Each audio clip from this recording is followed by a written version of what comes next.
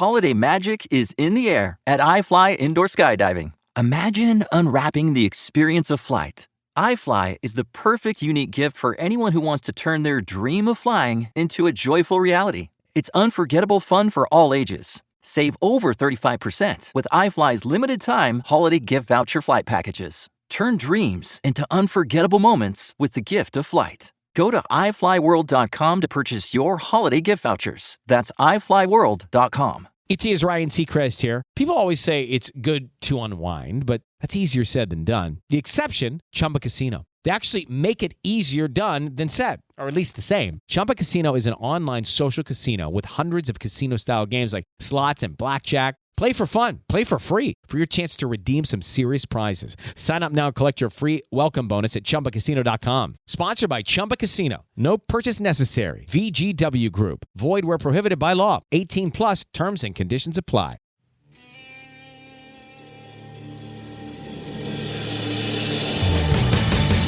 You have the right to remain silent. Anything you say can and will be used against you in a court of law. You have a right to an attorney prior to or during any question. If you can't afford one, the court will appoint one for you. Do you understand your rights? When the wolf is at your door, your running's over, that's for sure. He already knows all about you. Cut you down, no matter by you. Now you better walk the line. Real life, real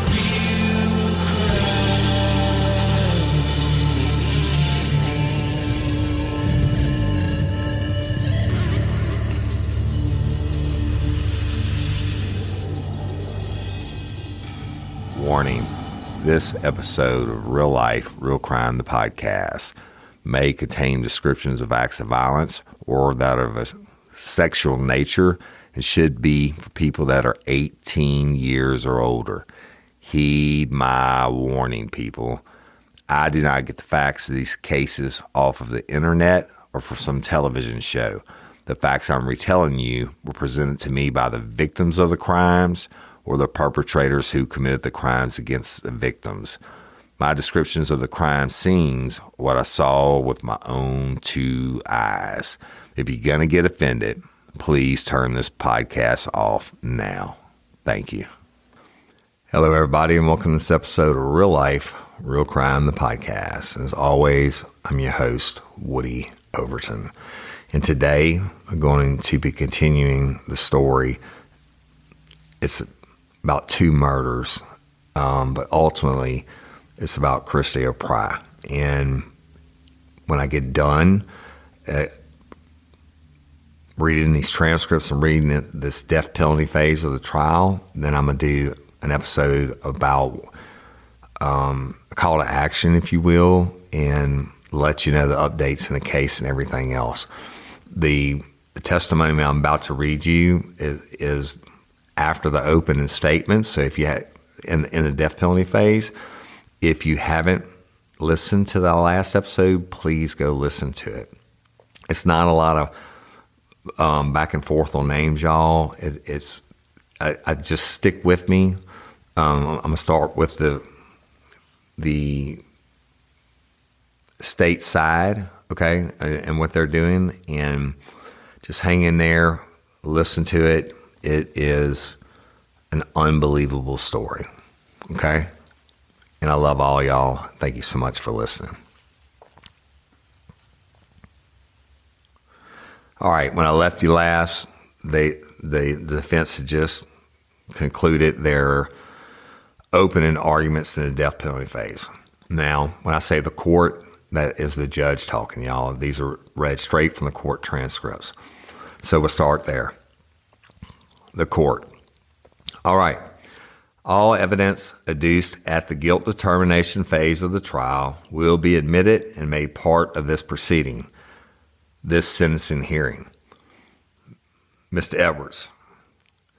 Ladies and gentlemen of the jury, The state and the defense have agreed to a joint stipulation of facts for the purposes of this penalty hearing, and as part of that stipulation, I will read the following information which will be submitted to you as a fact in this case.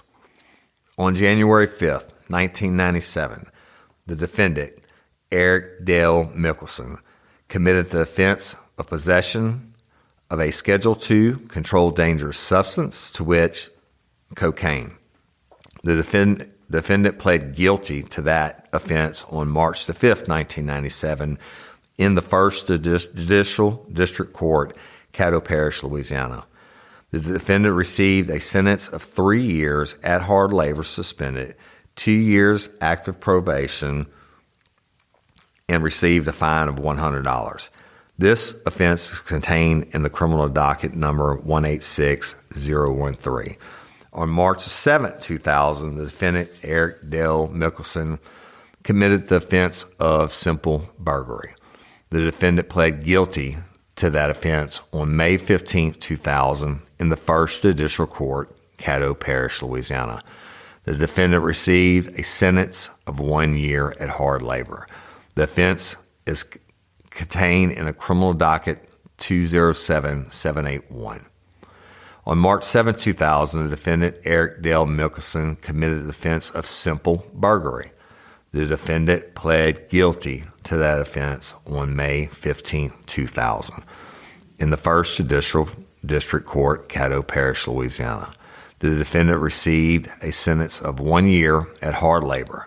This offense is contained in the criminal docket number 207782.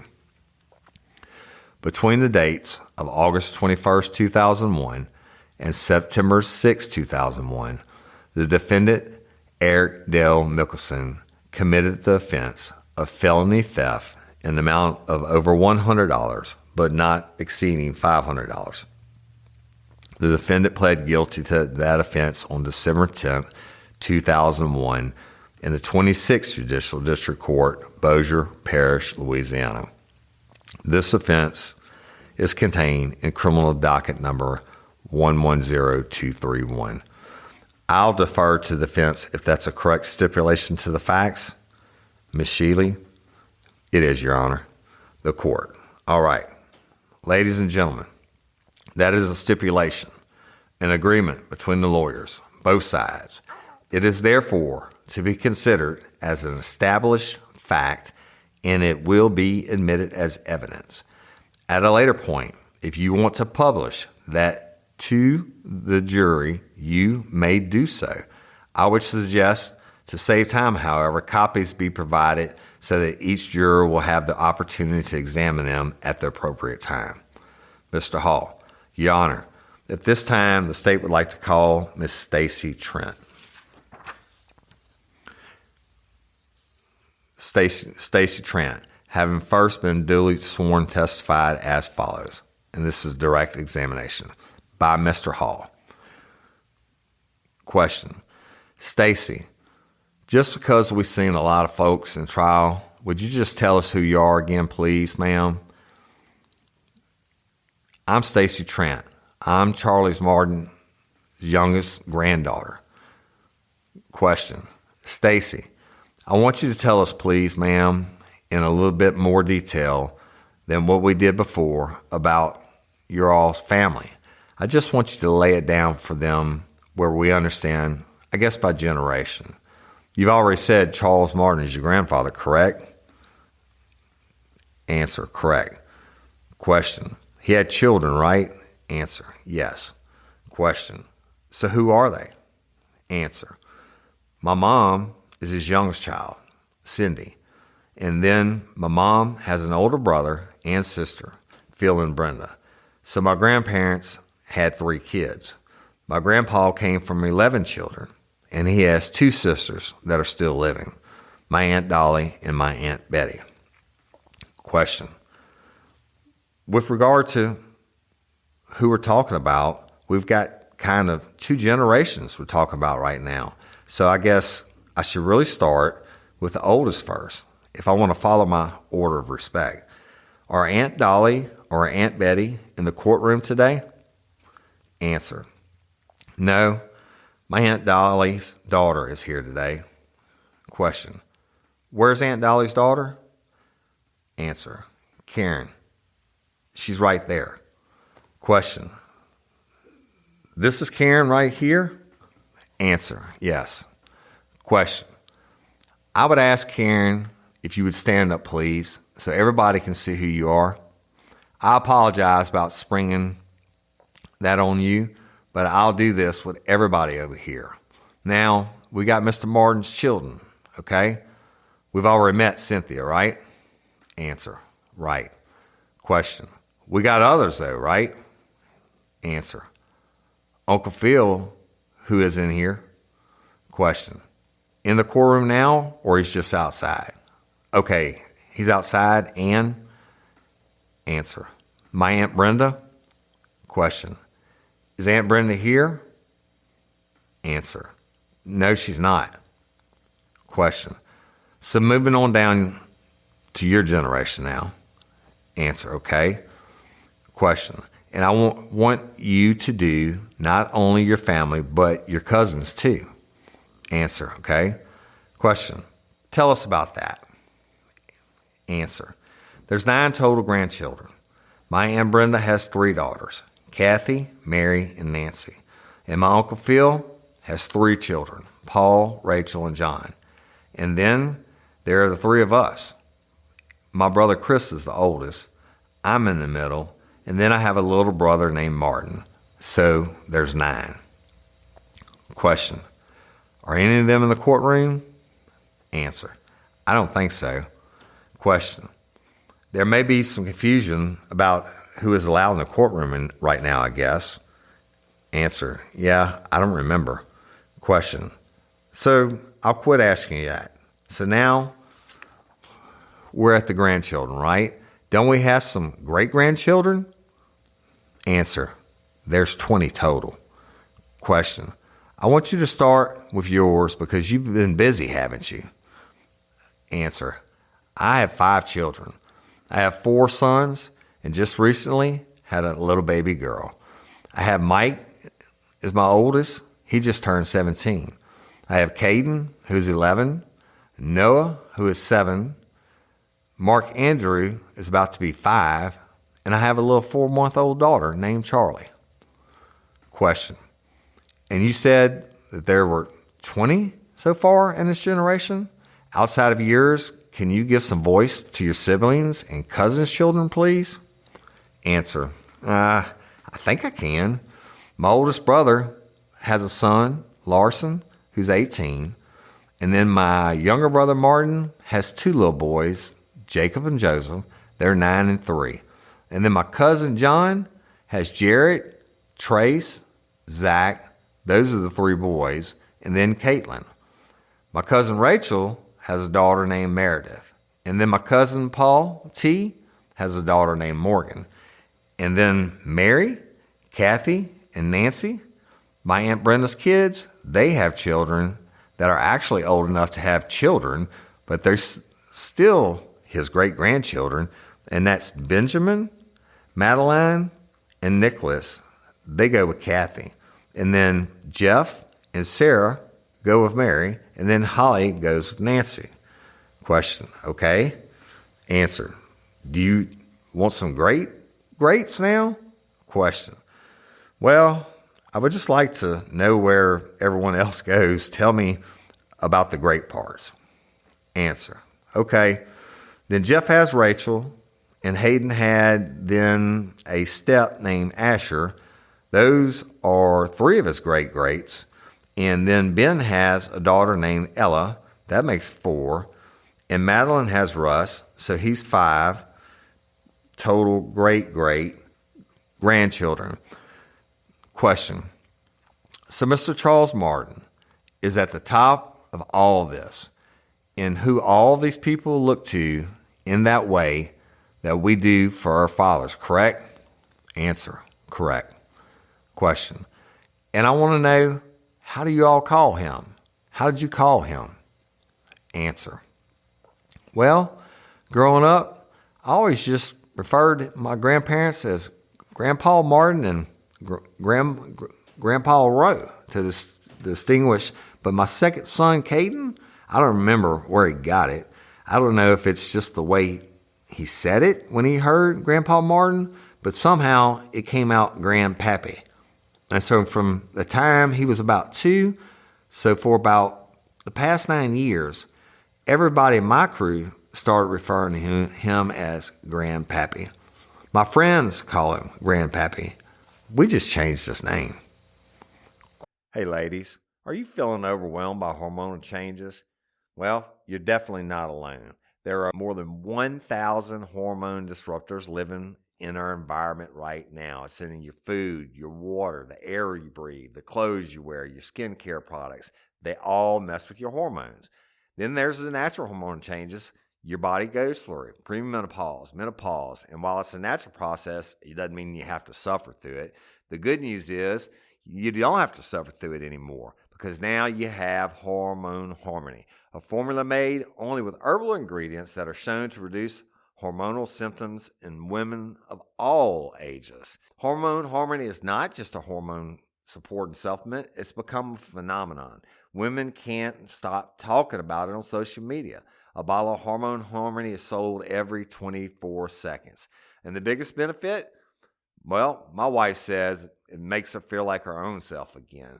And that's what women mention over and over in the reviews. And there are over 30,000 reviews for Hormone Harmony. And for a limited time, you can get 15% off your entire first order at happymammoth.com. Just use code RLRC at checkout.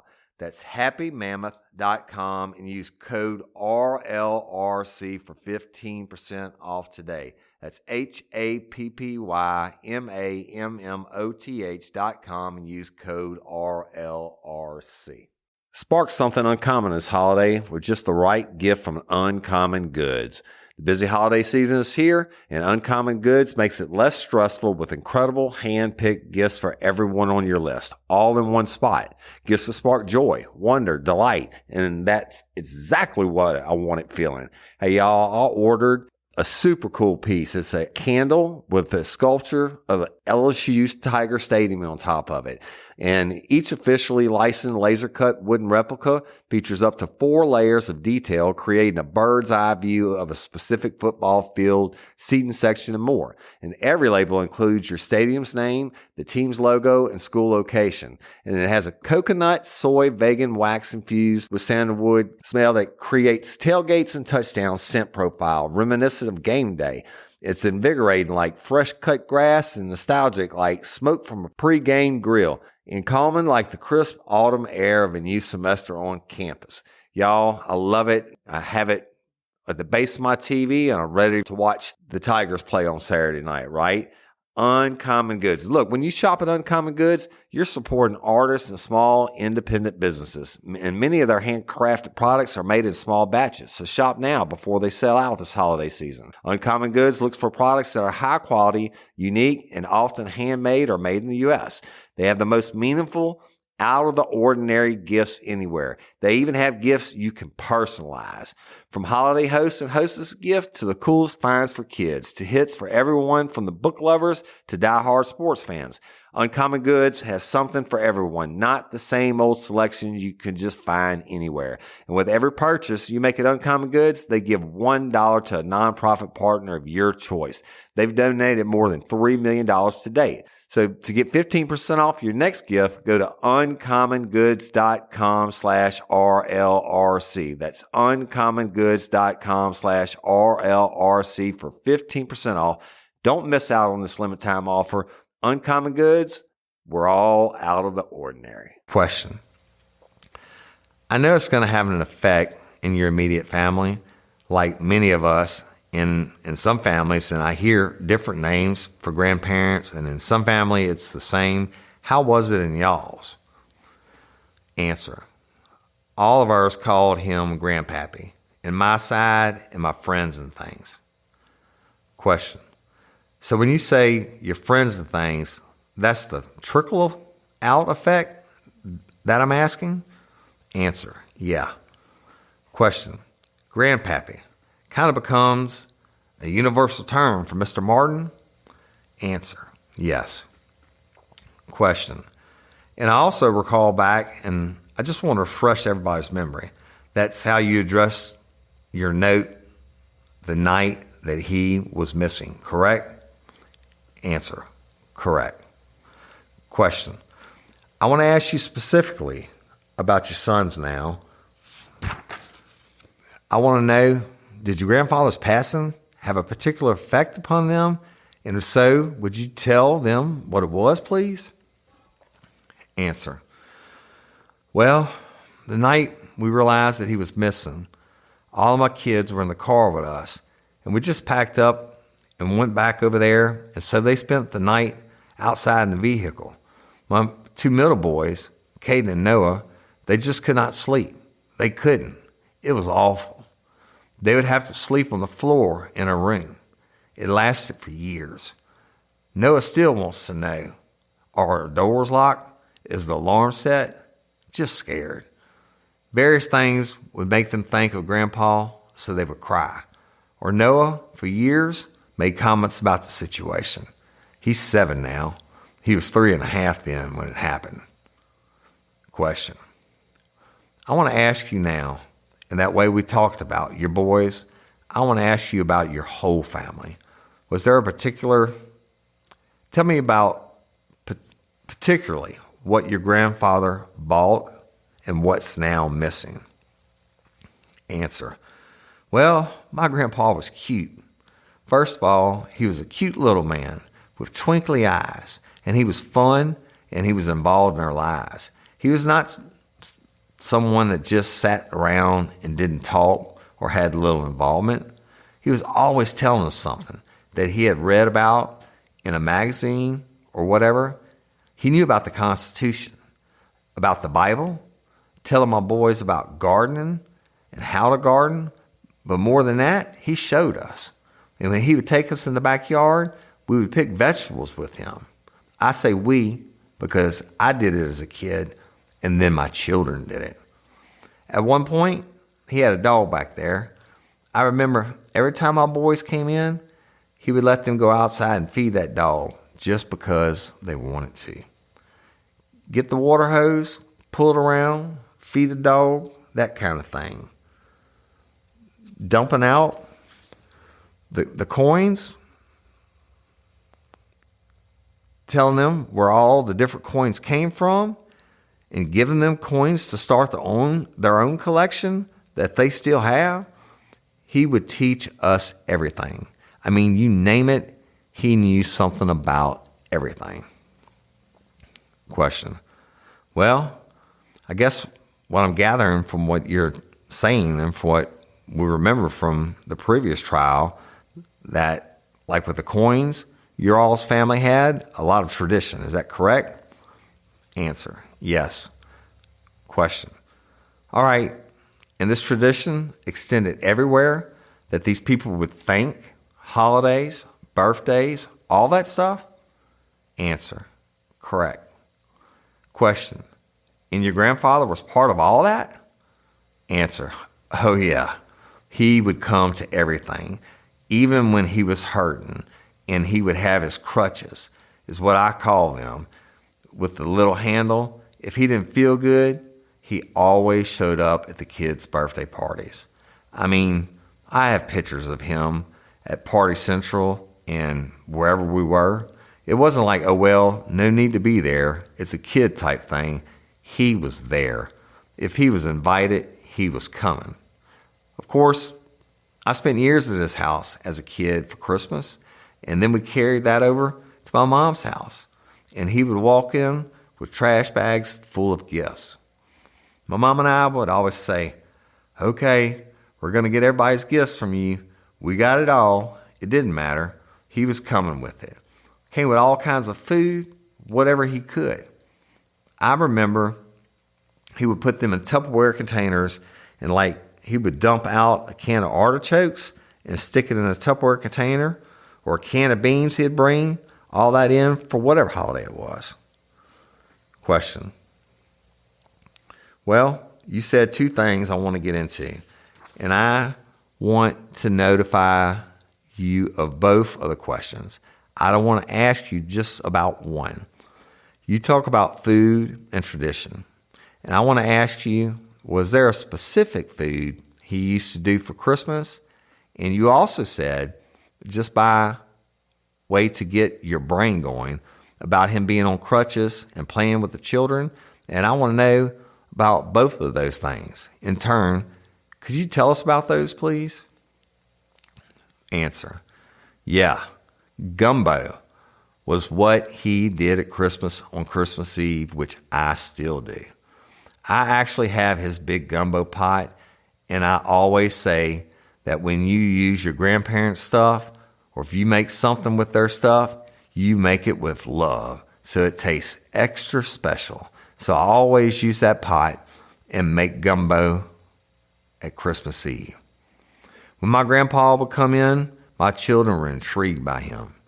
They would be waiting at the door. If they knew he was coming, or they would see his car pull up, and he'd get those little crutches out and get them up and start acting like he was shooting them and that kind of thing.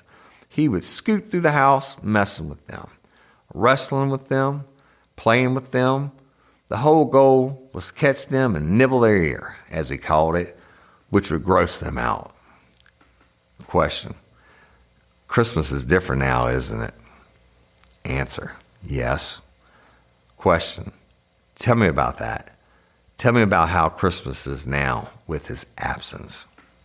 Answer. Well, we miss him. We miss all his stories. We miss his face around there. We miss somebody coming in with all those bags. And the kids are missing getting to hear the stories or sit on his lap and hear him play his harmonica, which is one of the main things that he did at every family get-together.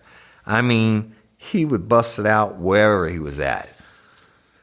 But play his harmonica, singing his songs, he made up music. And so he would teach us the words and things like that. Question.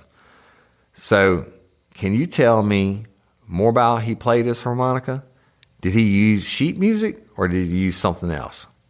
Answer. Oh no, he just played it and actually composed songs and made up the music that went with them so that he could do it on the harmonica and then do the words. But he knew everything by heart, and he would play them, and then he would beat them on his leg to get the spit out and let the kids take a turn. My oldest brother actually kind of learned how from all the years of being around my grandpa. He gave us the harmonicas.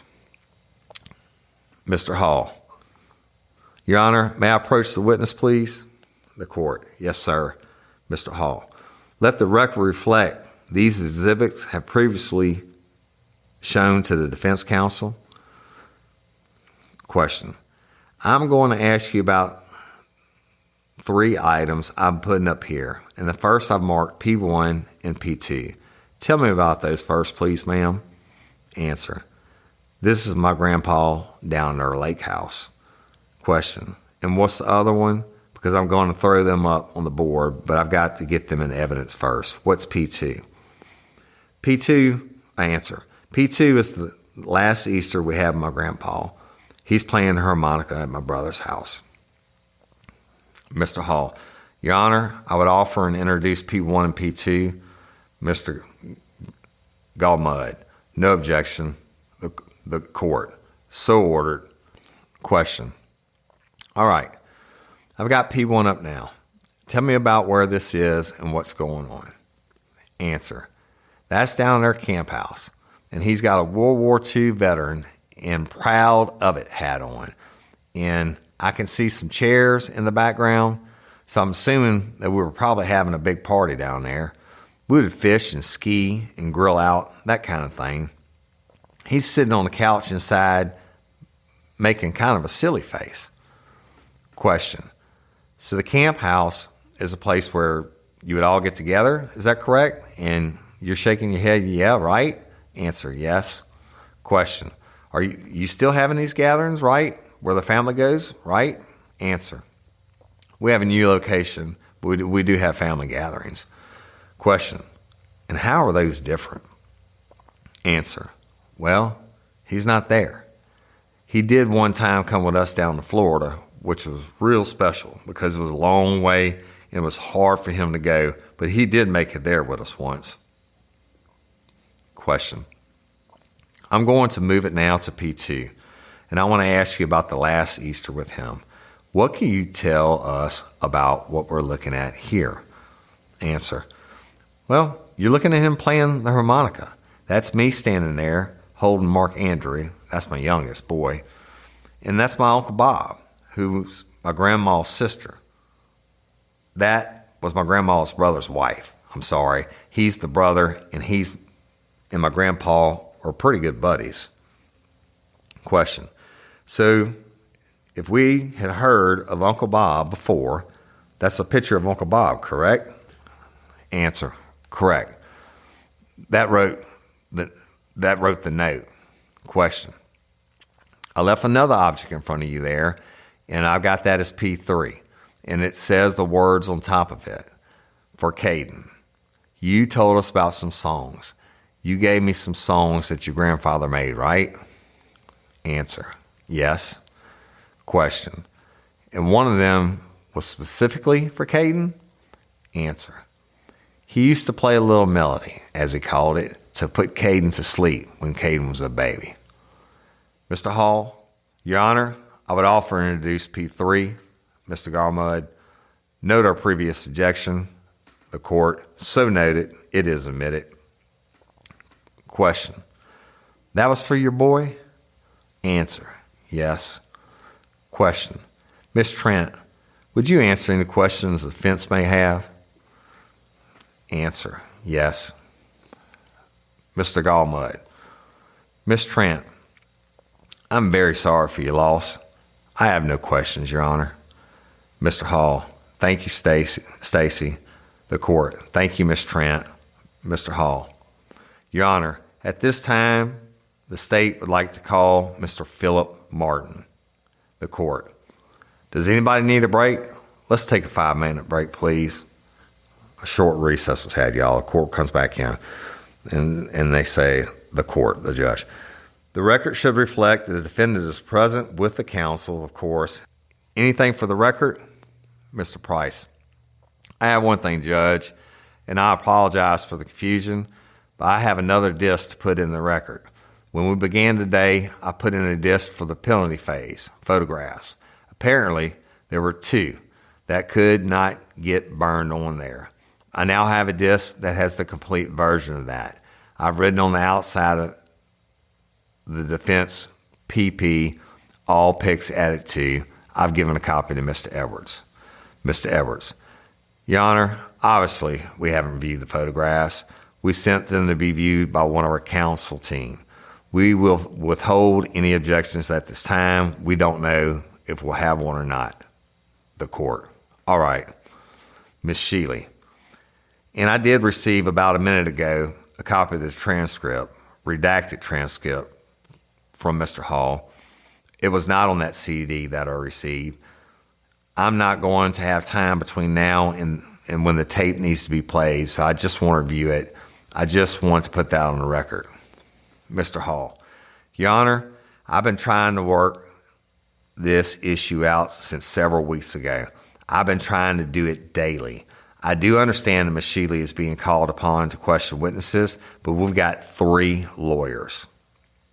I spent a good portion of my night last night awake and viewing it, and I would just request that we continue to endeavor in the spirit of cooperation that we've been, and it's my intention to put something agreeable before the jury within the context.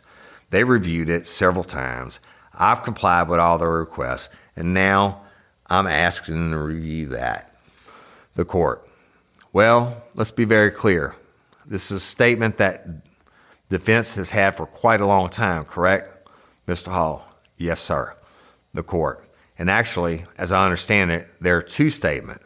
One to Bowen, one to McConnell. 2 different tape statements. 2 different transcriptions. My understanding is that this is a lesser redaction of at least one of those statements. Mr. Hall. Yes, sir, it is. And really what I'm speaking to is not so much where the court is focused right now. It's just the hyper-technical aspect of this. This is a complicated task. It has taken somebody very skilled in cutting audio so it happens exactly right, and because it's so technical and because there's so many references that could be objectionable because we have been working on this for months. I don't want a problem at the finish line. In that way, the defense and the state, I think, have been in agreement, and that's what I'm looking for, the court. Okay, well, we could take a break for lunch at the appropriate time, of course. You'll have a lot of evidence, as I understand, to present. Mr. Hall, yes, sir, the court. So I don't mind taking a lunch break at 12.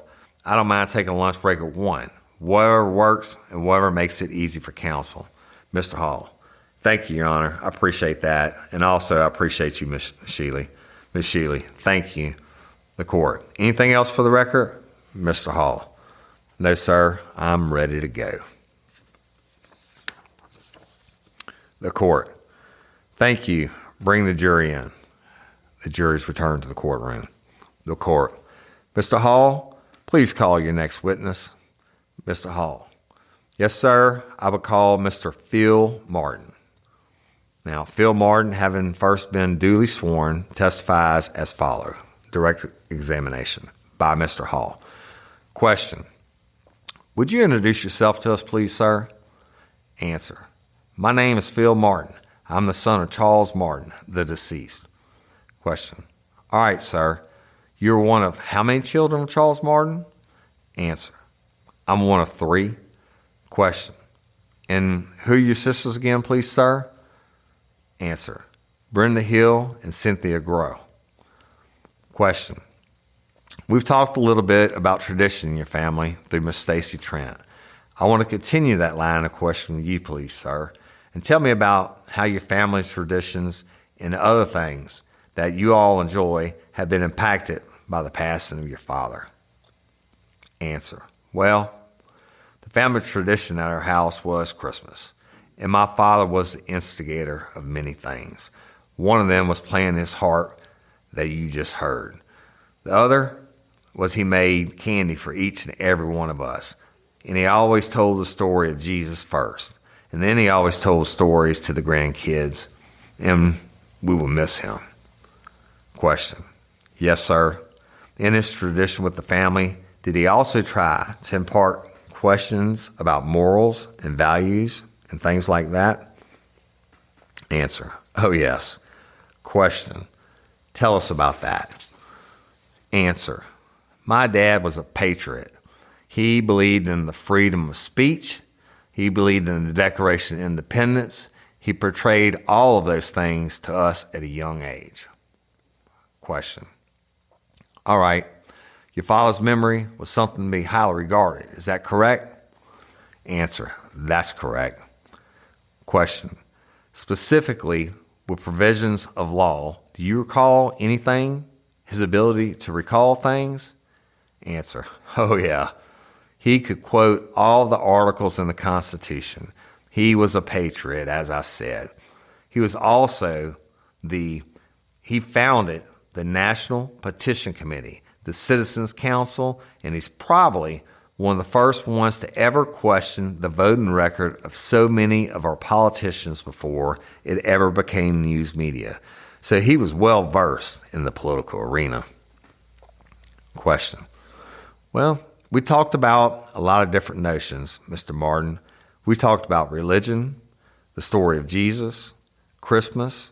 We talked about notions that are important to all of us, how we operate our daily lives, how the Constitution does. Could you tell me how those things, and perhaps I guess you said a lot, the word patriot. So I guess this idea of a love for one's country, how he took that and how, if he was able to pass that and implant it in any succeeding generations? Answer. Oh, yeah. When you came to my dad's house, it was coffee, candy, and politics. So any issue that was relevant for the day, for the week, for the month, you were going to hear about it. And he always had, obviously, his version, and he was well schooled. My dad was probably the most educated man I ever met. He had the means to, at the time he grew up in the Depression era, if he had had the means to be a lawyer, he would have been a good lawyer. As a matter of fact, there was a lot of lawyers that didn't want to debate my dad because he was well-versed, and he did read, and he did believe in what our forefathers believed. Hey, y'all, changing my wardrobe from summer to fall, it's never easy. Luckily, Quince offers timeless and high-quality items I adore, ensure my wardrobe stays fresh and I don't blow my budget. And there's nothing easier than going to Quince and choosing these high-quality items, like cashmere sweaters from $50, pants for every occasion, washable silk tops, and so much more. The best part?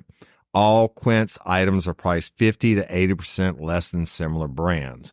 By partnering directly with top factories, Quince cuts out the cost of the middleman and passes the savings on to us. And Quince only works with factories that use safe, ethical, and responsible manufacturing practices and premium fabrics and finishes, and I love that. I got the stainless steel Link Apple Watch band for $59.90. It's heavy duty, it's awesome, and it's like $100 less than I could find anywhere else. And I also got a 100% organic cotton fisherman quarter zip up sweater. The color is alabaster. Man, I can't wait to wear that this fall. And Cindy got the Mongolian cashmere boat neck sweater in heather gray. And I'm telling you, these are classic pieces at a fraction of the price. Make switching seasons a breeze with Quince's high-quality closet essentials.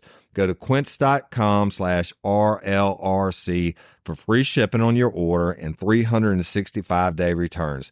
That's QUINCE.com/RLRC to get free shipping and 365-day returns. Quince.com/RLRC. You'll thank me later. Hey, y'all, let me tell you about Gobble. All Gobble meal kits are pre-prepped. That means less work for you and less waste in your kitchen.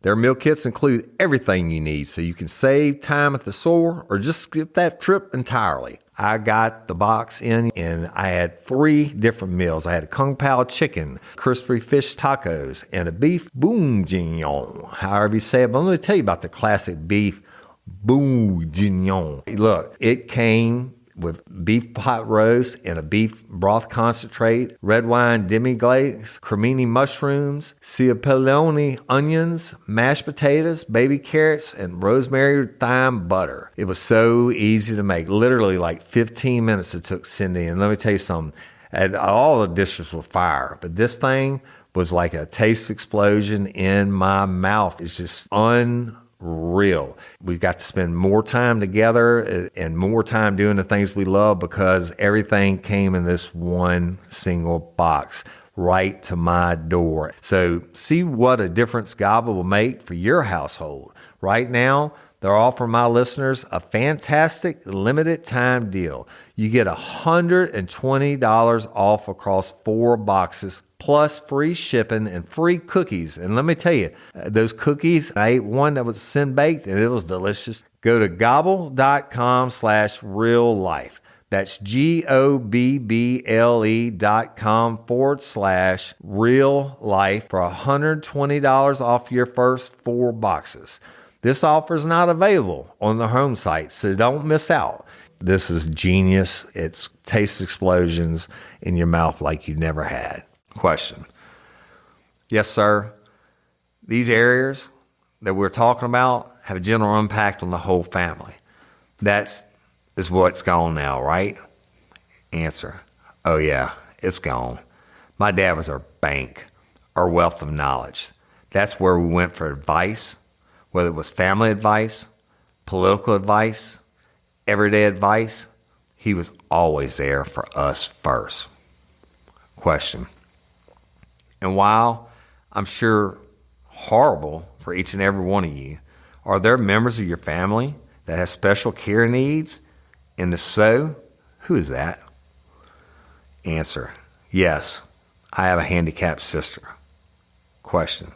When you say handicap, can you give us a little bit more flesh to that skeleton? Answer.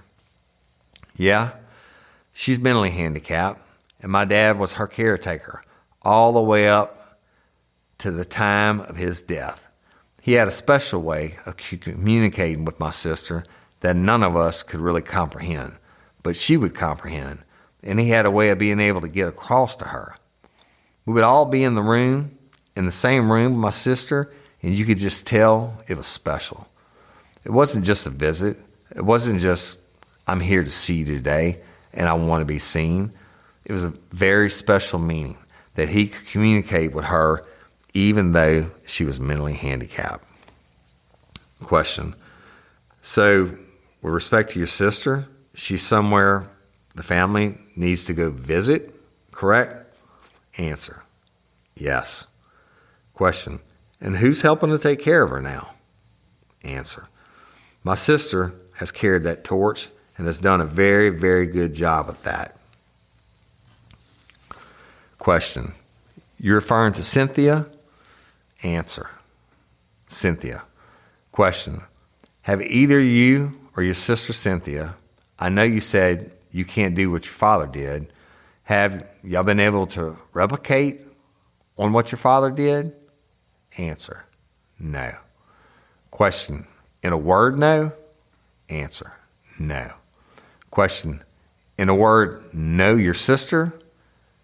Answer. Absolutely not. Not at this time. Question. Let me ask you about other areas of his life. And I think you've been very clear about this special relationship that he injected with what the traditions were, how the values were passed down, as they should be. Did he have a particular avocation or a hobby or a thing that he liked to do around his house? Answer. Yes. My dad liked to, he was a good gardener. He was a good grower of vegetables, and at one time, we had a garden that spanned two of my relatives and our house. Most people have a place to play in their backyard. We had a truck farm, so yeah, he was very good.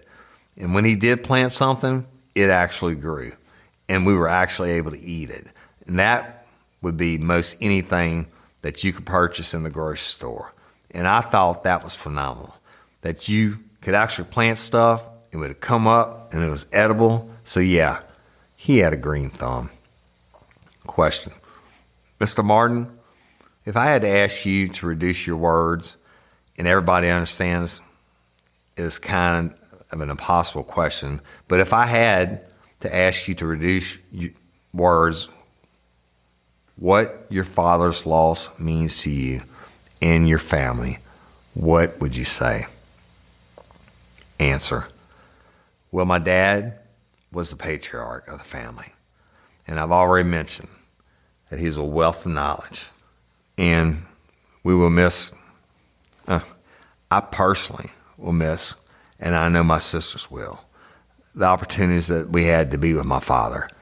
They were very special. It was never a visit with my father. It was, he had something to present to us, special every time that we saw my father. So I'll miss that, and we never got closure. It was very sudden, and I will miss not being able to see my father, though I would have liked to have seen my father when he passed away. Question. Mr. Martin, I'm sorry for your loss. And would you answer any questions the defense may have, please, sir? Mr. Garmud. Mr. Martin, again, I'm very sorry for your loss. We have no questions of this witness, Judge. Witness, thank you. The court, thank you, Mr. Martin. Mr. Hall. Judge, at this time, the state would call Miss Paige Dowden. And y'all, I got to end it here for the week because it's a long one, and this is huge. And this is where we start getting in about Christy and horrible, horrible story and how this case is carried on. And then this is what real life, real crime. These are real, factual. These are their words, y'all, from the court reporter and the death penalty phase. And this, I guess I've become somewhat desensitized to it because I've done so many of these cases. I'm talking about in person and studied them and stuff like that. But you don't get this on court TV or Discovery ID. These are real people telling about what the personal losses are for their family members. And now they're talking about Mr. Martin, who was brutally murdered in his home. Mixon's already been found guilty of this, kicking in the door. They went to rob him for some coins, he and his female accomplice, and she took life in prison because she didn't want the death penalty. But she said that he flipped out. Mr. Martin couldn't hear, and she was always taking advantage of him, y'all. After they found him dead, they found Mr. Martin's car at her residence, and that she had a criminal history, and they said that she was taking advantage of him, and he was just a good guy and would help her out whenever he could. But she knew he had coins, knew he had money. They went there to rob him. Mixon, she said, just went crazy, went into the bedroom and choked him to death. He couldn't hear. He didn't even know it was coming, even after they kicked the door open. Choked him to death. Wasn't good enough. A little spot of blood inside the house. That was all in the trial, but which I'm paraphrasing for you now so you understand why we're in the death penalty. A little bit of blood left in the house, etc. And ultimately, they took him to Mickelson's property, cut his body into pieces, put him in garbage bags, and drove around the parish and threw him away like trash. And you just heard from a couple family members, right? 20-something great-grandkids. Patriotic, World War II vet, most educated man his son had ever known. Great loss. To be thrown away like garbage. And that's what Mickelson was found guilty of, okay? The murder of Mr. Martin. But we're in the penalty phase. And when they talked about redacted documents, they're talking about, I'm telling you, they're talking specifically about Christy O'Pry. And on the next episode, we're going to start with Miss Paige Dowden. And we'll get into Christy's horrible story. And I'm going to end today's episode. Stay tuned, y'all, for next week's. We're going to keep rolling with it, and it just gets more and more. It's going to be Christy's stories about to start that I'm going to tell is about to start, and then it gets so involved, for lack of words, and you get to hear it straight, factual evidence as presented in court. Podcast Awards, please go to podcastawards.com. Give me your vote. Register. You got to register to vote, and they ask you do you want to be a final judge. So when we make the finals, you might get selected to judge or not. It's the People's Choice Podcast Awards, y'all. 18 years old. Y'all blessed me in the years past. I've won numerous of them. Again this year, please go register. The voting's about to close. Actually, it might be closed by now at the end of the month. But go type in your email, type in a password, select that you'd like to be a final judge, and they'll send you a confirmation email, and you go straight into voting. I'm up for the Adam Curry's People's Choice Award, and there's a shit ton of them. You don't have to choose them all if you don't want to. You can just do the categories I'm telling you. Adam Curry's People's Choice Podcast of the Year Award. Scroll down to the R's, and I'm under Real Life Real Crime. Also, Best Male Host in the World, which I won the last 2 years, thanks to y'all. Under that category, please scroll down to Real Life Real Crime. And then scroll down to True Crime, which I won last year, thanks to y'all. And please click on that. Scroll down to Real Life Real Crime. Select it. Also, the next category being Drama and Storytelling, which I won twice now because of y'all. Please scroll down and click on Real Life Real Crime. And then under most influential podcaster, which I won last year because of y'all, and all of them were blessing. And I hate to ask, but we just want to make the finals, and then the mixed pool of judges that they're going to select will get to make the final decision. But if you would do that, I really would appreciate it. It gives validation to what we do. And I love and appreciate each and every one of y'all. Patron and convicts, love y'all. Thank you so much for supporting the show. Y'all, if you want to become a member, you can go to patreon.com, look up Real Life Real Crime, or go to the Real Life Real Crime Community app, download it for free. The convicts or my subscribers in the app. There's a whole bunch of locked up episodes that have never been released to the public, and they get commercial-free early releases and all kinds of different bonuses and things that we do for our Patreon and convicts, and we appreciate it and love y'all.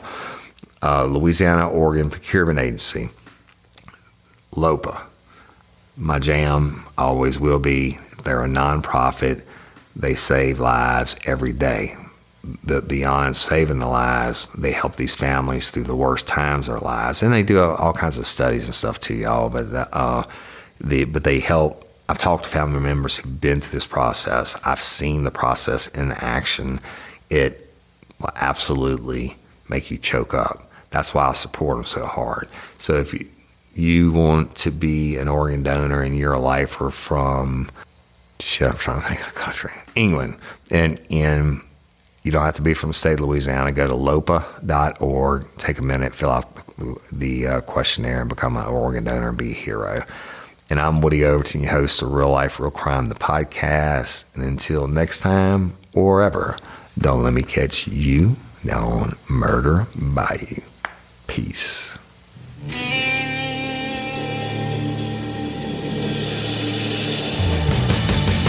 You have the right to remain silent. Anything you say can and will be used against you in a court of law. You have a right to an attorney prior to and during any question. If you can't afford one, the court will appoint one for you. Do you understand your rights? When the wolf is at your door,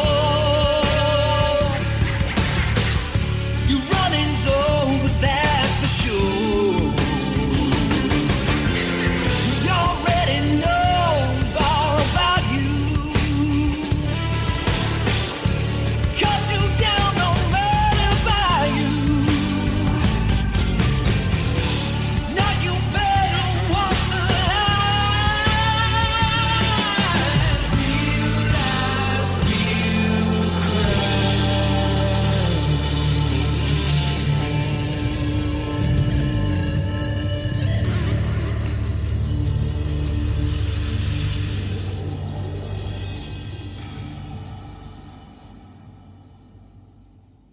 Every day when you log into ChumbaCasino.com, the ultimate online social casino, you get a free daily bonus. Imagine if you got daily bonuses in other parts of your life. I chose French fries over loaded French fries. I asked Stuart from accounting about his weekend, even though I don't care. I updated my operating system without having to call tech support. Collect your free daily bonus at ChumbaCasino.com now. And live the Chumba life. VGW Group. No purchase necessary. Void where prohibited by law. See terms and conditions. 18+.